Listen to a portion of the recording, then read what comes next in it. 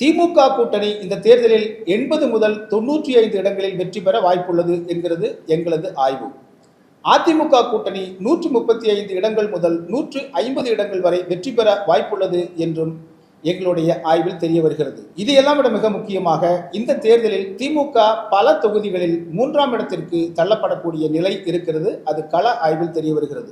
52 விழுக்காடு பேர் ஆட்சி மாற்றம் கட்டாயம் தேவை என்கிறார்கள். ஆட்சி மாற்றத்தில் அதிமுக ஆட்சிக்கு வருவதை விரும்புகிறீர்களா என்று கேட்டோம்.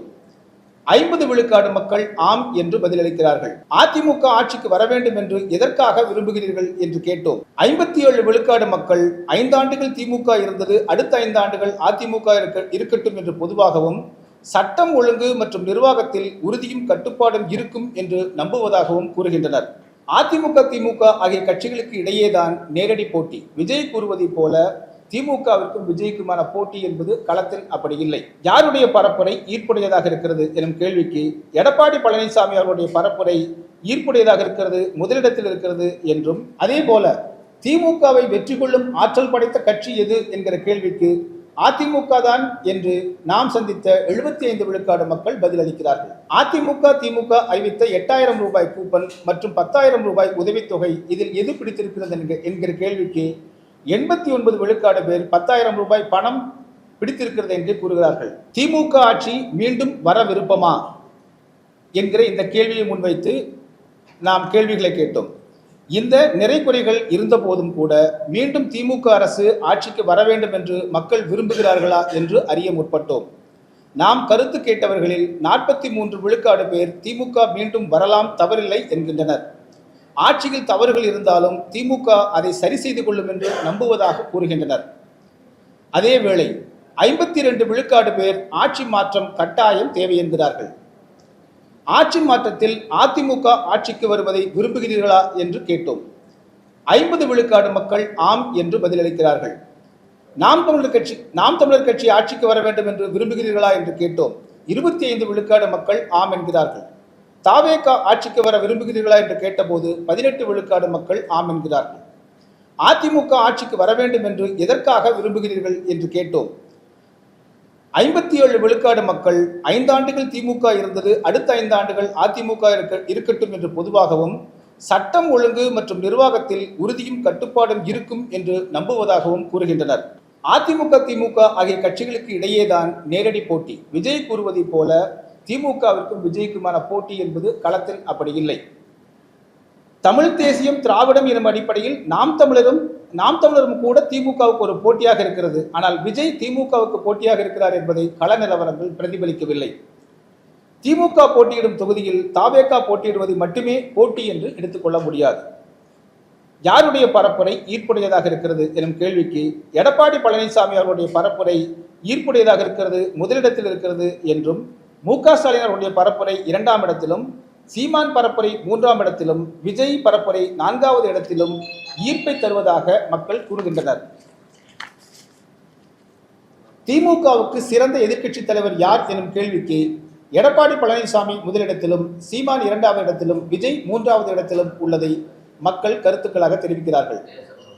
தேர்தல் அறிக்கையில் ஈர்ப்புடையதாக யாருடையது உள்ளது என்ற கேள்விக்கு அதிமுகவின் தேர்தல் அறிக்கை ஈர்ப்புடையதாகவும், திமுக தேர்தல் அறிக்கை ஈர்ப்புடையதாக 2ஆம் இடத்திலும், நாம் தமிழர் அறிக்கை 3ஆம் இடத்திலும், தாவேக 4ஆம் இடத்திலும் உள்ளதாக மக்கள் தெரிவிக்கின்றனர். கடந்த 2021ஆம் ஆண்டு திமுக அளித்த தேர்தல் அறிக்கையை செயல்படுத்தியதில் திருப்தியா என்கிற கேள்விக்கு 15 விழுக்காடு பேர் மட்டுமே திருப்தி என்று கூறுகிறார்கள். 85 விழுக்காடு பேர் அதிருப்தி என்றே கூறுகின்றனர். அரசு நிர்வாகத்திற்கு சிறந்தவர் யார் என்கிற கேள்விக்கு எடப்பாடி பழனிசாமி முதலிடத்திலும், மு.க. ஸ்டாலின் 2வது இடத்திலும், சீமான் 3வது இடத்திலும், உதயநிதி 4வது இடத்திலும், விஜய் 5ஆம் இடத்திலும் உள்ளதாக மக்கள் கருதுகின்றனர். ஆட்சி அதிகாரத்தில் அமர்ந்தவர்களில் கொடுத்த வாக்குறுதிகளை நிறைவேற்றும் ஆற்றல் படைத்தவர் யார் என்கிற கேள்விக்கு எடப்பாடி பழனிசாமி 1ஆம் இடத்திலும், மு.க. ஸ்டாலின் 2வது இடத்திலும் உள்ளதாக மக்கள் கருதுகின்றனர். அதே போல திமுகவை வெற்றி கொள்ளும் ஆற்றல் படைத்த கட்சி எது என்கிற கேள்விக்கு அதிமுக தான் என்று நாம் சந்தித்த 75 விழுக்காடு மக்கள் பதிலளிக்கிறார்கள். எந்த தலைவர் ஆட்சிக்கு வந்தால் தமிழ்நாடு மேலும் வளர்ச்சி அடையும் என்கிற கேள்விக்கு எடப்பாடி பழனிசாமி அவர்களுக்கு 40 விழுக்காடு பேரும், மு.க. ஸ்டாலின் என்று 34 விழுக்காடு மக்களும், சீமான் என்று 21 விழுக்காடு மக்களும், விஜய் என்று 5 விழுக்காடு மக்களும் கூறுகின்றனர். எந்த தலைவர் மீது மக்களுக்கு எதிர்மறையான கருத்து அதிகமாக உள்ளது என்கிற கேள்விக்கு 85 விழுக்காடு மு.க. ஸ்டாலின் மீதும், 3 விழுக்காடு எடப்பாடி பழனிசாமி மீதும், 7 விழுக்காடு விஜய் மீதும் உள்ளதாக மக்கள் கூறுகின்றனர். அதிமுக, திமுக அறிவித்த 8000 ரூபாய் கூப்பன் மற்றும் 10,000 ரூபாய் உதவித்தொகை இதில் எது பிடித்திருக்கிறது என்கிற கேள்விக்கு 89 விழுக்காடு பேர் 10,000 ரூபாய் பணம் பிடித்திருக்கிறது என்று கூறுகிறார்கள். திமுக, அதிமுக இடையேயான போட்டி. திமுக கூட்டணி கடந்த தேர்தலின் அடிப்படையில் 45 விழுக்காடு உள்ள நிலையில் எதிர்மறை அலை ஆன்டி இன்கம்பன்சி மற்றும் கூட்டணி கட்சிகளுக்கு இடையே உள்ள பூசல்கள், அரசு ஊழியர் அதிருப்தி, சட்டம் ஒழுங்கு சீர்கேடு, அதிகரித்த போதை பழக்கம் காரணமாக இந்த முறை அக்கட்சி பெறும் வாக்குகள் 2 முதல் 5 விழுக்காடுகள் வரை குறைய வாய்ப்பிருக்கிறது. அதேவேளை அதிமுக, பாஜக கூட்டணி பெறவிருக்கும் வாக்குகள் 39 43 விழுக்காடு வரை உயர வாய்ப்புள்ளது. இறுதியாக திமுக கூட்டணி இந்த தேர்தலில் 80 முதல் 95 இடங்களில் வெற்றி பெற வாய்ப்புள்ளது என்கிறது எங்களது ஆய்வு. அதிமுக கூட்டணி 135 இடங்கள் முதல் 150 இடங்கள் வரை வெற்றி பெற வாய்ப்புள்ளது என்றும் எங்களுடைய ஆய்வில் தெரிய வருகிறது. நாம் தமிழர் கட்சி காரைக்குடியிலும் கன்னியாகுமரியிலும் வெற்றி பெற 2 தொகுதிகளில் வெற்றி பெற வாய்ப்புள்ளது. தாவேக 3 முதல் 5 இடங்களில் வெற்றி பெற வாய்ப்பு இருப்பதாகவும் நமது ஆய்வுகள் தெரிவிக்கின்றன. இதையெல்லாம் விட மிக முக்கியமாக இந்த தேர்தலில் திமுக பல தொகுதிகளில் 3ஆம் இடத்திற்கு தள்ளப்படக்கூடிய நிலை இருக்கிறது. அது கள ஆய்வில் தெரிய வருகிறது. கடந்த 2021 தேர்தல் போல 133 இடங்கள் திமுகவிற்கும் 66 இடங்கள் அதிமுகவுக்கும் என்ற அந்த இடைவெளி இப்போது இருக்க வாய்ப்பில்லை. அது மிகவும் நெருக்கமாக வருகிறது. அந்த அடிப்படையில் தான் 80 முதல் 95 திமுக, அதிமுக கூட்டணி 135 முதல் 180 என்பதாக நமக்கு கள நிலவரங்கள் கூறுகின்றன. மாநிலம் முழுவதும் பொதுவாகவே திமுகவுக்கு பின்னடைவு ஏற்படுவதற்கு முக்கிய காரணங்களில் பல்வேறு துறைகளைச் சேர்ந்த அரசு ஊழியர்களின் கடுமையான அதிருப்தி பெரும் பங்கு வகிக்கிறது. இதுதான் இந்த ஆய்வுகளை மேற்கொண்டதனுடைய சாராம்சமாக நாம் இங்கே சொல்லியிருக்கோம். உங்களுக்கு ஏதாவது கேள்விகள் இருந்தால் ஆமாம், இந்த புள்ளிவர் எப்படின்னா, நான் ஏற்கனவே குறிப்பிட்டது போல் ஆகஸ்ட் மாதம் நாங்கள் என்னென்னா தொடர்ந்து ஆய்வுகளை கொண்டு வரக்கூடிய ஒரு ஏஜென்சி, நியூஸ் ஏஜென்சி தான். அது இல்லாமல் பத்திரிகை ஊடகத்தில் ஆமாம். எப்படி அப்படின்னா 234 தொகுதிகளிலுமே நாங்கள் 3 கட்டங்களாக எடுத்தோம். கடந்த ஆண்டு ஆகஸ்ட், அதுக்கு பிறகு ஜனவரி மாதம். இப்போ ஒவ்வொரு மாவட்டத்திலும் இருக்கக்கூடிய எங்களுடைய செய்தியாளர்கள், அவர்கள் மூலமாக அங்குள்ள எங்களுடைய கல்லூரி மாணவர்கள், அதே போல் ஜேர்னலிசம் பயிற்சி எடுத்துக்கிறாங்க இல்லைங்களா, அவர்களை வைத்து 10 பேராக ஒவ்வொரு தொகுதிகளிலும் நாங்கள் எடுத்து கிட்டத்தட்ட சராசரியாக ஒரு 150 சாம்பிள்ஸ் எடுத்தோம். கிட்டத்தட்ட 35,100 சாம்பிள்ஸ் எடுக்கப்பட்டு 150 ஆமாம், தொகுதிக்கு 150 சாம்பிள்ஸ், மொத்தம் 35,100 சாம்பிள்ஸ் எடுத்திருக்கோம். நாங்கள் சாம்பிள்ஸ் மட்டுமே, அதுதான் இதை ஏன் நாங்கள் வந்து கருத்து கணிப்புங்கிற பெயரில் சொல்லலை அப்படின்னா, சாம்பிள்ஸுங்கிறது ஒரு காரணியாக எடுத்துக்கிட்டோம். காரணம் என்னென்னா, நிறைய இப்போ சாம்பிள்ஸ் வர்றதில் வந்து சரியான தகவல்கள் வர்றதில்லை. அதன் காரணமாக நாங்கள் வந்து சாம்பிள்ஸ் ஒரு காரணியாக எடுத்துக்கிட்டோம். அதன் பிறகு களத்துக்கு எங்களுடைய செய்தியாளர்கள் நம்ம போகிறோம், ஃபீல்டில் இருக்கிறது, மக்களோட பேசுறது, அதன் பிறகு ஒவ்வொரு துறையை சார்ந்தவர்கள் அந்த ஊரில் இருக்கக்கூடிய பல்வேறு தரப்புகிட்ட பேசுறது. ஏதோ நம்ம பூவிக்கிறோமா, காய்கறி கடைக்காரமா மட்டும் நம்ம போய் கேட்டுட்டு வந்து அந்த மாதிரி முடிவுக்கு வர வேண்டாம். உள்ளது உள்ளபடி. ரெண்டாவது வந்து நாங்கள் பல இடங்களில் கருத்து கணிப்பினே சொல்லாமல் பேசணும்.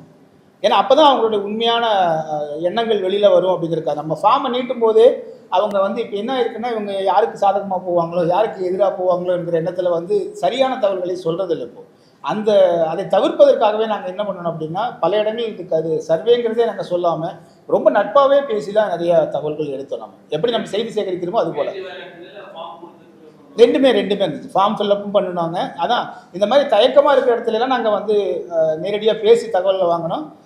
ஆர்வமாக இருக்கிறவங்ககிட்ட வந்து நாங்கள் ஃபார்ம் ஃபில்லப் பண்ணோம். இதில் என்ன ஒரு வியப்புன்னா, இந்த ஃபார்ம் ஃபில்லப் பண்ணுவதற்கு எல்லார்ட்டையும் நம்ம கன்வின்ஸ் பண்ண வேண்டியதாக இருக்குது. ஆனால் தாவேகா கட்சியை சேர்ந்தவங்க வாலண்டியராக வந்து நாங்கள் தாவேகா ஓட்டு போடுறோம், ஃபார்ம் ஃபில்லப் பண்ணுறேன்னு பண்ணுறாங்க. அந்தளவுக்கு ஆர்வமாக இருக்காங்க அப்படின்னு பார்க்குறோம்.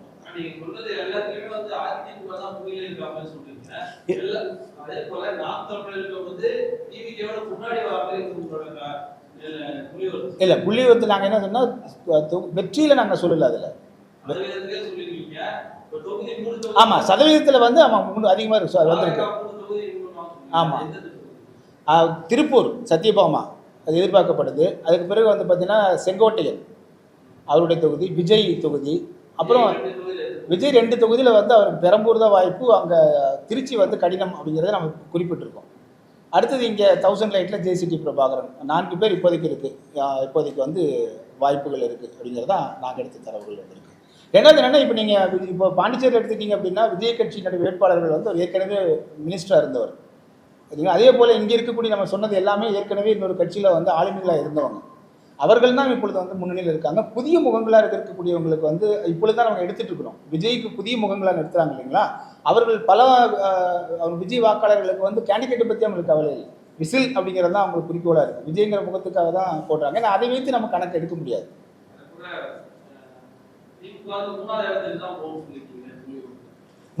அதுக்கு நான் பதில் சொல்கிறேன். அதாவது கடந்த தேர்தலில் வந்து தேர்தல் ஆணையத்தால் வந்து வரிசைப்படுத்தப்பட்ட தொகுதிகள் வந்து கும்மிடிப்பூண்டியிலிருந்து ஆரம்பிக்குது. கும்மிடிப்பூண்டியிலிருந்து ஆரம்பித்து கிட்டத்தட்ட அப்போ தான் சென்னைக்கு வருது அடுத்த கட்டத்தில். அப்புறம் செங்கல்பட்டு வரைக்கும் போகுது. கிட்டத்தட்ட அதிமுக வந்து இந்த 1லேருந்து 30க்குள்ளே ஜெயிக்கவே இல்லை போன தேர்தல். ஆனால் இந்த தேர்தலில் பார்த்தீங்கன்னா கும்மிடிப்பூண்டிலே ஆரம்பிக்கிறாங்க, கும்மிடிப்பூண்டிலே ஜெயிக்கிறாங்க. 1லேருந்து ஆரம்பிக்கிறாங்க. போன தேர்தல் 30-35 வரைக்கும் ஃபுல்லாக உதயசூரி தான் ஜெயிச்சு, ரெட்டலை வரவே இல்லை. ஆனால் இந்த டைம் பார்த்தீங்கன்னா 1ஆம் நம்பர்லேருந்து ரெட்டலை ஆரம்பிக்கும், கும்மிடிப்பூண்டிலேருந்து ஆரம்பிக்கிறாங்க. அப்புறம் கிட்டத்தட்ட 16 தொகுதியில் சென்னையில் பார்த்தீங்கன்னா 6 தொகுதியில் இப்போதைக்கு அதிமுகவுக்கு ஒரு களம் முன்னணியில் இருக்கிறாங்க. ஆமாம்.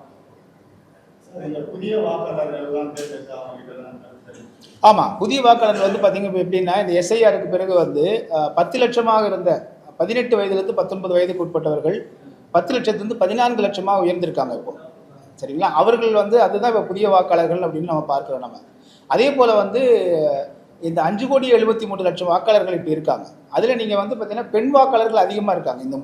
இந்த முறையில் பொதுவாகவே அதிகமாக இருக்குது. இந்த முறை அதுலேயும் அது வந்து ரைஸ் ஆகிருக்கு. புதிய வாக்காளர்கள் 33 விழுக்காடு அதிகரிச்சிருக்காங்க புதிதாக. அவர்களை நம்ம கருத்து கேட்டோம். இதில் என்னென்னா, இந்த புதிய வாக்காளர்கள் எல்லாமே நீங்கள் வந்து விஜய்க்காக தான் போவாங்கிற அதுவும் ஒரு மாயையாக நம்ம பார்க்குறோம். அதில் எல்லா கட்சிக்காரங்களும் இருக்காங்க. என்ன ஒரு 18 வயது ஆகக்கூடிய எல்லாருமே புதுசாக வந்து வாக்காளர் அடையாள அட்டை வாங்குவாங்க.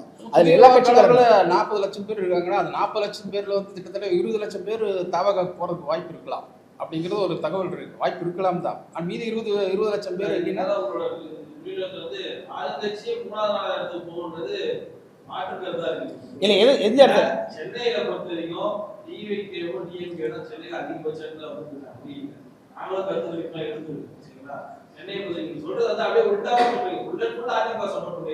இல்லை நீங்கள் நான் தான் சொல்கிறேன். நீங்கள் இதில் வந்து கள நிலவரத்தை சொல்கிறோம். நான் 234 தொகுதியும் பேசுகிறோம். சென்னை மட்டும் இல்லை, சென்னை ஒரு எடுத்துக்காட்டுக்காக சொன்னார். ஒரு எடுத்துக்காட்டுக்காக எல்லா தொகுதிகளிலும் பரவலாக இருக்கக்கூடியதான் நம்ம சொல்கிறோம்.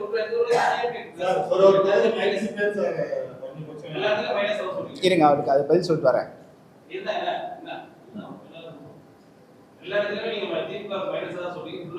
எல்லா இடத்துலையுமே சொல்ல, நல்லா கவனிங்க, எல்லா இடத்துலையும் சொல்ல. ஒவ்வொரு பெர்ஃபார்மன்ஸ் என்னங்கிறது நீங்கள் நல்லா ஒன்று புரிஞ்சுக்கோங்க. இப்போது நாங்கள் பார்க்குறது ஒரு வெள்ளை கண்ணாடி போட்டு பார்க்குறது திமுக அரசினுடைய இந்த பிரச்சனைகள் என்னங்கிறதான் பார்க்குறோம். நம்ம நீங்கள் பார்த்துருக்கீங்க எவ்வளோ பிரச்சனைகள், சட்டம் ஒழுங்குலேருந்து இருக்கக்கூடிய எல்லா பிரச்சனையும் நம்ம பார்க்குறோம். அந்த அடிப்படையில் தான் பார்க்குறோம். இப்போ அரசு ஊழியர்கள் திருப்தியாக இருக்காங்களா? இல்லை, நாங்கள் அதுதான் பார்க்குறோம். இன்றைக்கி அரசு ஊழியர்கள் திருப்தியாக இல்லை, எல்லா துறையிலும் இருங்க. அதே போல் நீங்கள் இந்த தூய்மை பணியாளர்கள் இருந்து எல்லாமே ஒவ்வொரு தூய்மை பணியாளர்கள் என்பது சென்னையில் மட்டுமே இல்லை. நாங்கள் இடத்துல வந்து இப்போ கோயம்புத்தூரோ இல்லை மதுரையோ எல்லா இடங்கள்லையுமே அவர்களுக்கு வந்து ஒரு அதிருப்தி இந்த முறை இருக்குது. அவங்கெல்லாம் பரம்பரையாக திமுக வாக்களிச்சுட்டு இருந்தவங்க சரிங்களா. அப்போ அவங்களுக்கே வந்து ஒரு அதிருப்தி இருக்கிறத நம்ம பார்க்குறோம். இந்த அதிருப்தியெல்லாம் நம்ம இன்டெப்த்தாக பார்த்து தான் நம்ம வந்து இவ்வளோ ஒரு ஆன்டி இன்கம்பன்சி இருக்குது நம்ம சொல்கிறது. நம்ம களத்தில் பார்த்தது ஒருவேளை தேர்தலுக்குள் இதெல்லாம் மாறலாம் சரிங்களா. அது வந்து மக்களுடைய எண்ணத்தை பொறுத்த வரைக்கும் நாங்கள் ஆய்வு செய்த போது நாங்கள் சந்தித்த மக்கள் இந்த கருத்தை சொல்லியிருக்காங்க. அதன் அடிப்படையில் எங்களுடைய ஆய்வுகளை பல்வேறு தரப்பு ஆய்வுகளை வைத்து நாங்கள் சொல்லும்போது இதுதான் இப்போதைக்கு எங்களுக்கு ரிசல்ட்டாக கிடைச்சிது. மேபி இப்போ அடுத்தவங்க எடுத்தாங்கன்னா அவங்களுக்கு வேறு ரிசல்ட் கிடைக்கலாம். நாங்கள் எதுவுமே எங்களோட ஒப்பீனியன் இதில் திணிக்கல. நாங்கள் இவங்களுக்கு ஆதரவாக இருக்கணும் அவங்களுக்கு ஆதரவாக இருக்கலாம் திணிக்கல. ஆஸ் இட் இஸ் என்ன வந்துச்சோ அது அப்படியே நாங்கள் வந்து சாறு பழிஞ்சு கொடுத்துருக்கோம். ரெண்டாவது கோவை மாவட்டத்தில் இருக்கிற மேற்கு மாவட்டத்தில் இருக்கிற கிட்டத்தட்ட 2500லேருந்து 3000 கோடி வரைக்கும் அந்நிய செலாவணி தமிழ்நாட்டிலே வந்து பெரிய மாவட்டங்களில் அதிகமாக வருவாய் தரக்கூடிய மாவட்டம் கோவை தான். ஆமாம், இதில் வந்து பார்த்தீங்கன்னா இந்த இபி ப்ராப்ளம் வந்து நிறைய இருக்குது. அது ப்ராப்ளத்தில் வந்து கிட்டத்தட்ட 3 மடங்கு கட்டுறதா சிறு குறு தொழிலாளர்கள்லாம் 3 மடங்கு 35,000 நிறுவனங்கள் முடிவு போயிருக்காங்க கோயம்புத்தூரில். சிறு குறு எத்தனை செய்தியில் வந்துச்சுன்னே தெரியல.